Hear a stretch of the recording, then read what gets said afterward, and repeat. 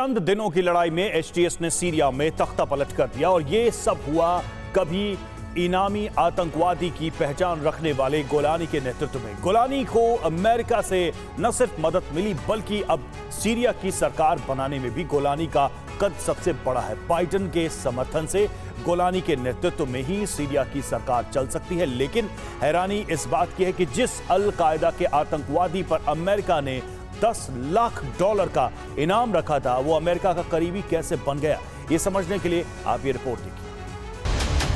वो चेहरा जिसने बशर की परसों पुरानी सत्ता को उखाड़ फेंका, परसों से दिल में बगावत की आग लिए विद्रोहियों का ये लीडर रणनीति बनाता रहा, लड़ाके और हथियार जुटाता रहा, बरसों तक छिप छिप कर जीता रहा।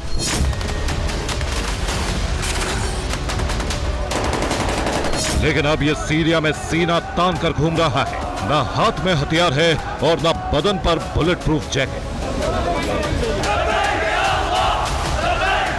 मौजूदा दौर में एचटीएस के प्रमुख की पहचान रखने वाला अबू मोहम्मद अल गोलानी अब दमिश्क आ चुका है। एक लड़ाके की पहचान के साथ नहीं, बल्कि एक लीडर की तरह। गोलानी का पहनावा ही नहीं बल्कि बोलने का तरीका भी बदल चुका है। गोलानी ने लोगों को भरोसा दिया है कि सीरिया अब एक नए युग में जाएगा, जहां न अत्याचार होगा, न भ्रष्ट और लालची सरकार होगी। बशर के तख्ता पलट के बाद सबसे बड़ा सवाल यही है कि सीरिया की सरकार अब कौन चलाएगा।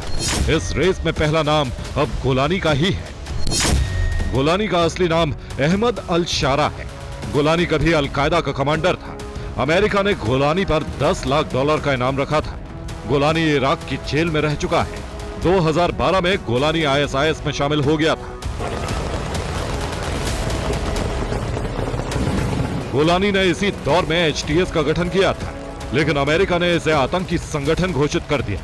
अमेरिका ने एक बार फिर गोलानी पर इनाम रख दिया है। एचटीएस में रहते हुए गोलानी ने साबित किया कि वो पश्चिमी देशों के खिलाफ जिहाद नहीं कर रहा, बल्कि उसका मिशन ईरान और रूस के भक्त बशर सरकार को उखाड़ फेंकना है।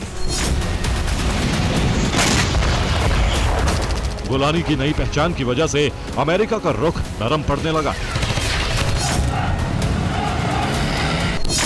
एचटीएस ने अल कायदा और आईएसआईएस से दूरी बना ली। अपने इलाके से इन दोनों संगठनों को दूर कर दिया। एचटीएस ने खुद को ईरान विरोधी पार्टनर के तौर पर पेश किया। एचटीएस के ईरान विरोधी एजेंडे ने अमेरिका और इजराइल जैसे देशों को उम्मीद की नई किरण दी।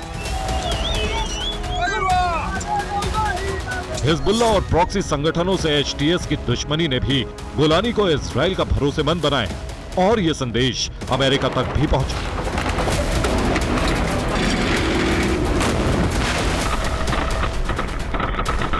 एचटीएस ने सीरिया के इदलिब और अपने नियंत्रण वाले उत्तर पश्चिमी सीरिया के इलाकों में एक स्वतंत्र शासन की स्थापना की कोशिश शुरू कर दी।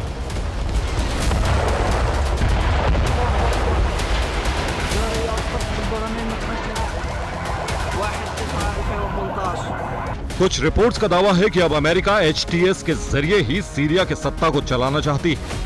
लेकिन सवाल है कि क्या गोलानी खुद सीरिया के राष्ट्रपति का पद लेगा या फिर सुप्रीम लीडर की तरह अपने भरोसेमंद लोगों या बशर सरकार के विरोधी नेताओं के जरिए सीरिया की सरकार चलाएगा। तत्कालिक फैसले के तहत सीरियाई विपक्ष ने नई सरकार बनाने की कवायद शुरू कर दी। विपक्ष ने मोहम्मद बशीर को नियुक्त किया है। बशीर सीरियाई मुक्ति सरकार के प्रमुख हैं। एचटीएस ने इदलिब में अपना अगला शासन लागू किया था। बशीर कई वर्षों से प्रमुख के तौर पर इदलिब के शासन को चला रहे थे।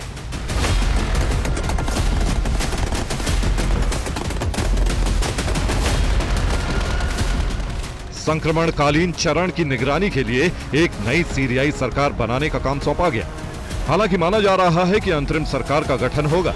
यह फैसला सीरिया में सत्ता के बदलाव की व्यवस्था और अराजकता से बचने के लिए किया जा रहा है। बैठक में कमांडर गोलानी यानी अहमद अल शार और सीरियाई शासन के पूर्व प्रधानमंत्री मोहम्मद अल जलाली शामिल थे। फिलहाल जलाली ही सरकारी मामलों के प्रबंधन को देख रहे हैं। Bureau report, TV9 Bharatvarsh.